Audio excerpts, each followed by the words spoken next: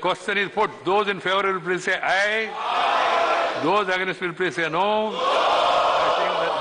So the Citizenship Amendment Bill has been passed by both houses of Parliament. It got passed in the Rajya Sabha, 125 votes in favour to 105 against. Large parts of the country are welcoming it. The BJP government has called this a golden letter day, while the opposition has called it a dark day.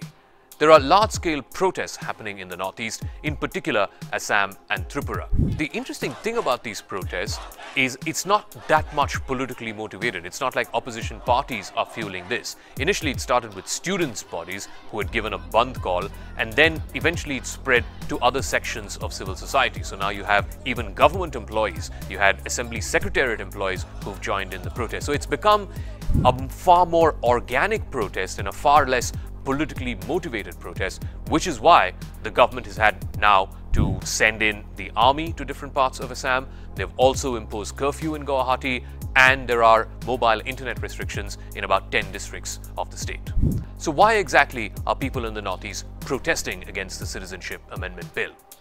In Assam, their concerns arise from the fact that they fear that the Citizenship Amendment Bill will completely dilute the ethnic, cultural and linguistic identity of the indigenous people in Assam. Now remember, Assam is protected by the Assam Accord of 1985. Just a little bit of history and context here.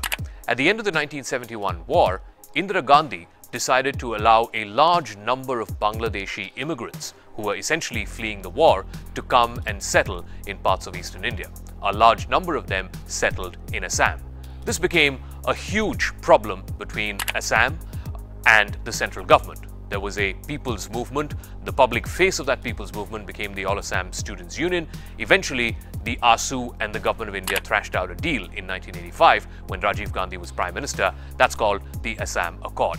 Now, the Accord basically puts the onus on the government of India to ensure the cultural, linguistic and ethnic identity of Assam is maintained.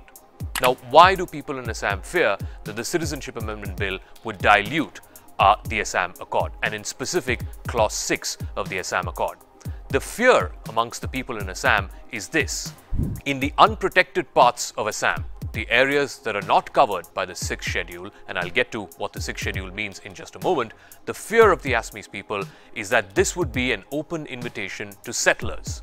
Settlers who are of Hindu or Sikh or Parsi or Christian or Buddhist denomination who are fleeing religious persecution in Bangladesh in particular, but also in Afghanistan and in Pakistan.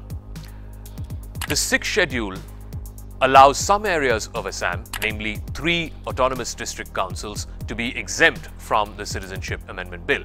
But those 3 district councils account for just 30% of the land mass in Assam. The remaining 70%, which is by and large the Brahmaputra Valley, will come under the purview of the Citizenship Amendment Bill.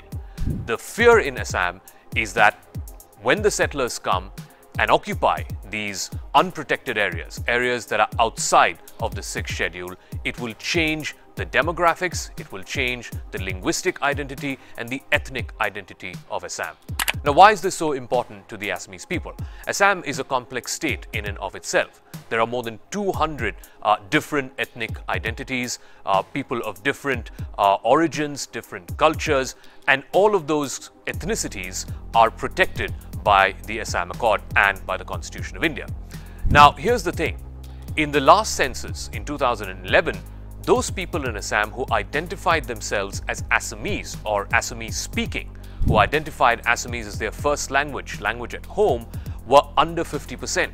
So already Assamese speaking people in Assam are a linguistic minority. And this is the 2011 census. It's been 7-8 years since then. So when the 2021 census happens, the next one, the fear is that percentage will fall from 48 to much lesser. So the Assamese would become a minority, at least linguistically speaking, in their own state. This is the big fear of the Assamese people.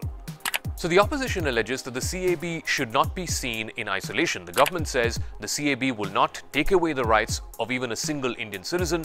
This is concerning those people who want to come to India and become citizens, citing religious persecution. Now, here's the interesting thing. Before the CAB happened, Assam carried out the NRC exercise, the National Register of Citizens, at the end of which about 19 lakh people have been excluded from the list that was made.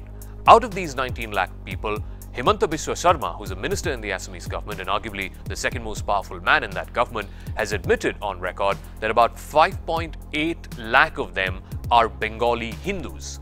What the CAB will enable these Bengali Hindus to do is to claim citizenship as those people who have fled from Bangladesh citing religious persecution. So it gives them a window or a door to citizenship as Indian citizens. Whereas the Muslims who've been excluded out of the NRC, which is again about roughly 5 or 6 lakhs, they will not have that option. They will instead have to go to the foreigners' tribunals and have to prove their case. The fear in the Assamese community, the ethnic Assamese indigenous people, is that this Citizenship Amendment Bill is just a way to pave those Bengali Hindus who've been excluded from the NRC to get citizenship of India, thereby changing the demographics of the state. So now, what is the political rationale for why the BJP did what it did? Now, clearly, the problem of illegal migration has been a huge issue in the Northeast, in particular in Assam, as also in Bengal.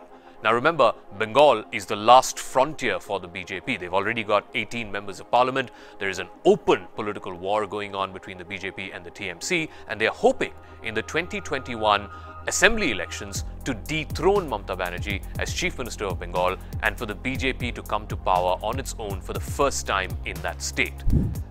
The only way the BJP thinks it can do that is through polarization, to make this into a Hindu versus Muslim issue, which is why this whole shindy around both CAB and the NRC. So much so that the Home Minister has in fact promised on the floor of the House that NRC will be implemented both in Bengal as well as in the rest of the country. And Mamata Banerjee, the Bengal Chief Minister, has said that neither CAB nor NRC will be implemented in her state.